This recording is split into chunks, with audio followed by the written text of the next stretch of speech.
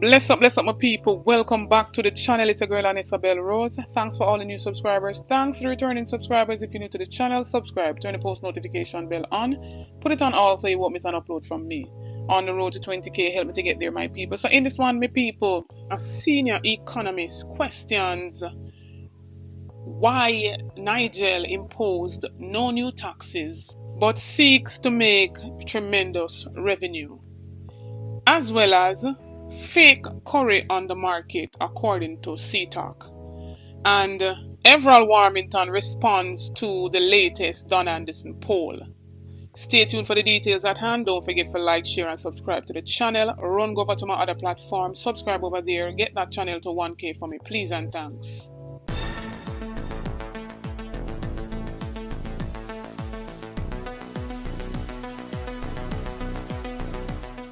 Some people still on the revenue shortfall that was outlined by the Ministry of Finance, and we've seen Peter John Gordon, who's a senior economist, questioning the basis on which the Jamaican government expected to meet its revenue target at the end of 2023-24, for which it opted to impose no new taxes. Look at their faces when I say it again. No new taxes for 7 consecutive years.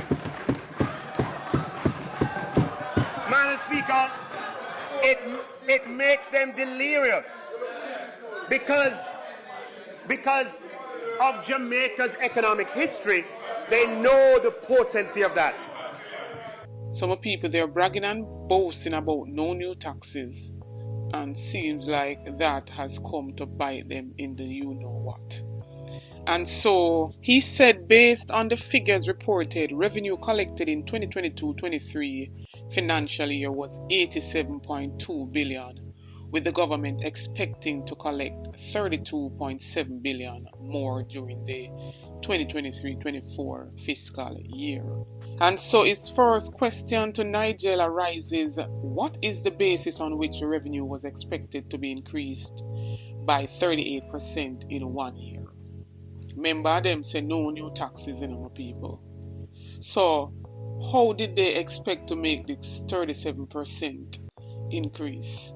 He noted, while the ministry reported changes in the International Financial Reporting Standards, which it said resulted in lower taxes being declared by a number of financial institutions, it is difficult to explain away 25% of the previous year's revenue not being collected because of changes in accounting standards in one industry. And so the shortfall is expected to have implications for the current fiscal year, which is this year's budget.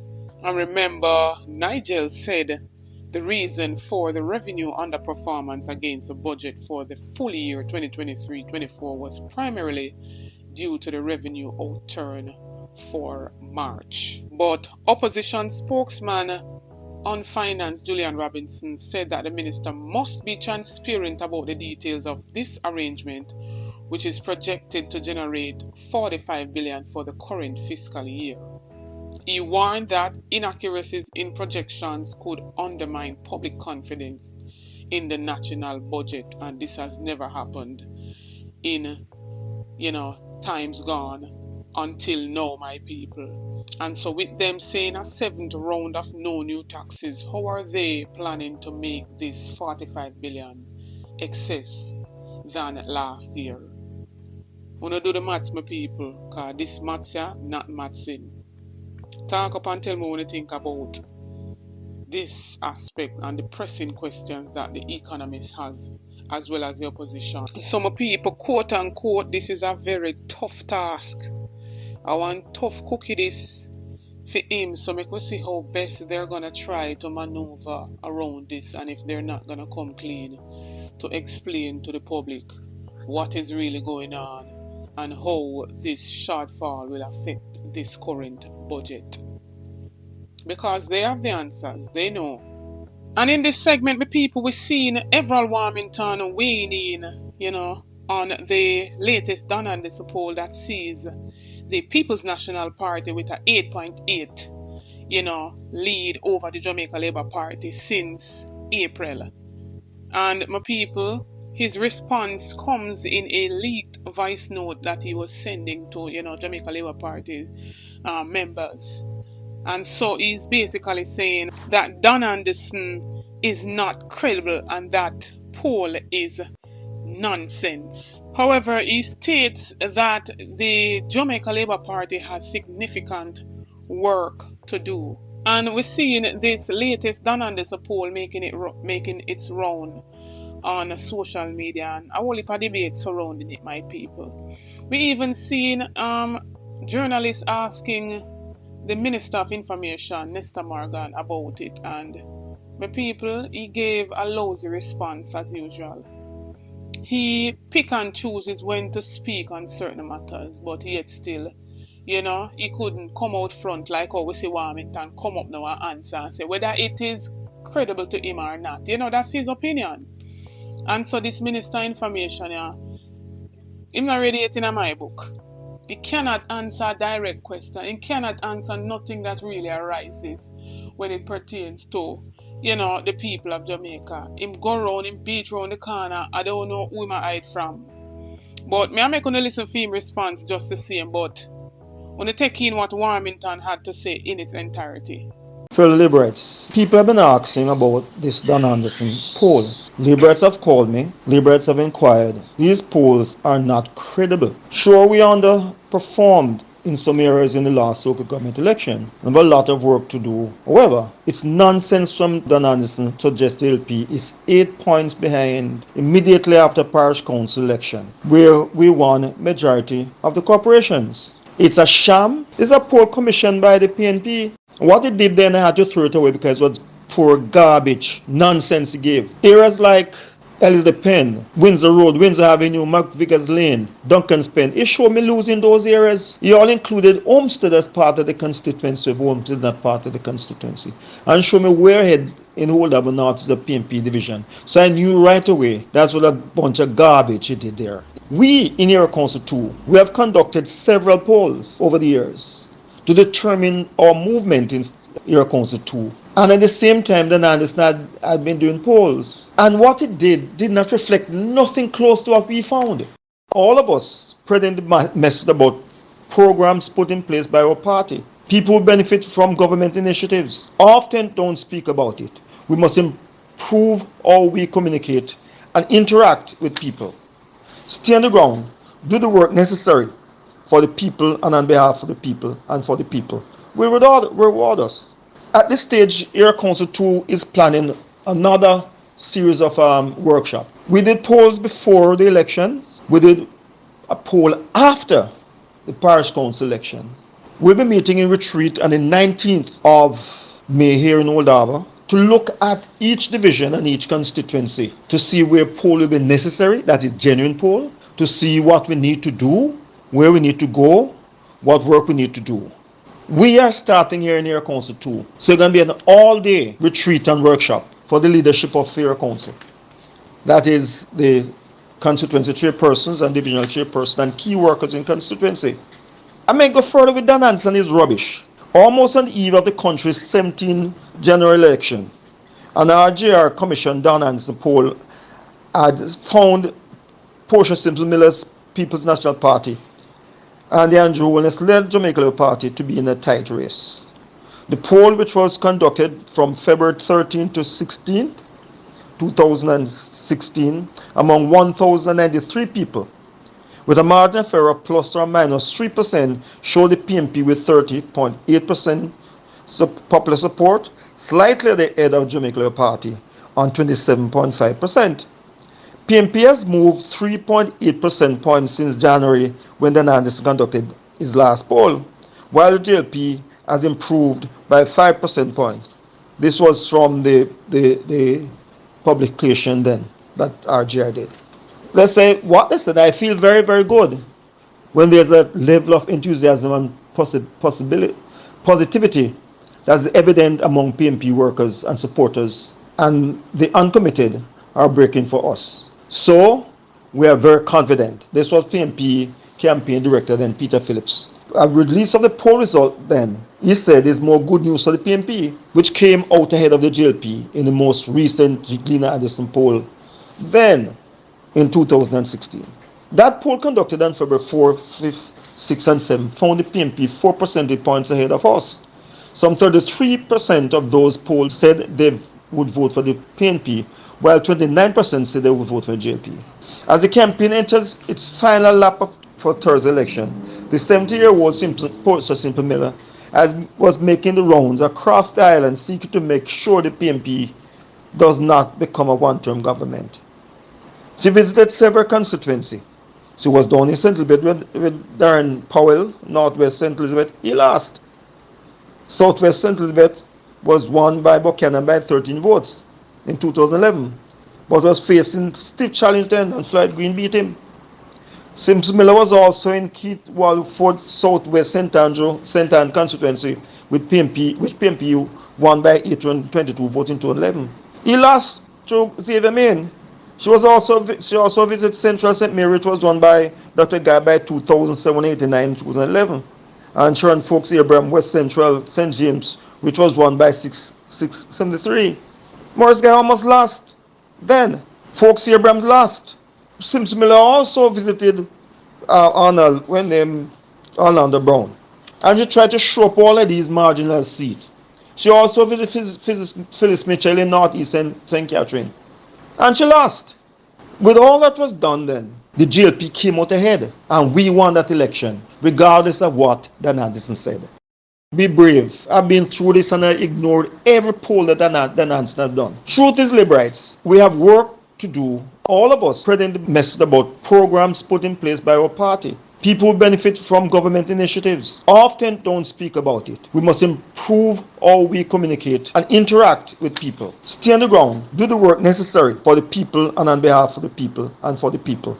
So what he's basically saying then, my people, whichever party does their poll, then he's assuming that the polls will be in their favor. But remember, the last time Dan Anderson had done a poll and it was in favor of the Jamaica Labour Party. And so, to each his own still. Some people don't believe in polls, and you have others who, says that it give a idea somewhat as to what, the favorability for a party is out there. And you have people who believe in Dan Anderson, but again, as I said, that's just his opinion. The first thing I wish to say and the last thing I wish to say is that wasn't discussed at Cabinet, so I have no comment on that.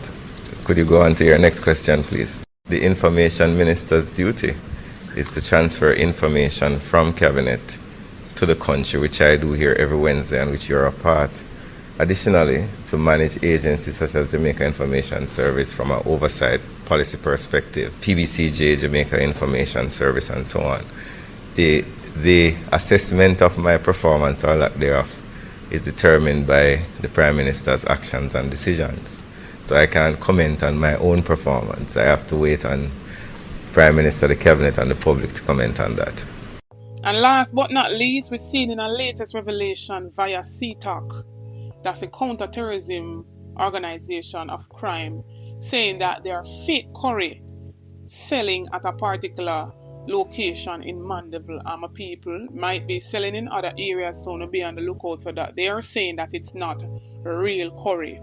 And it look like the real curry to me.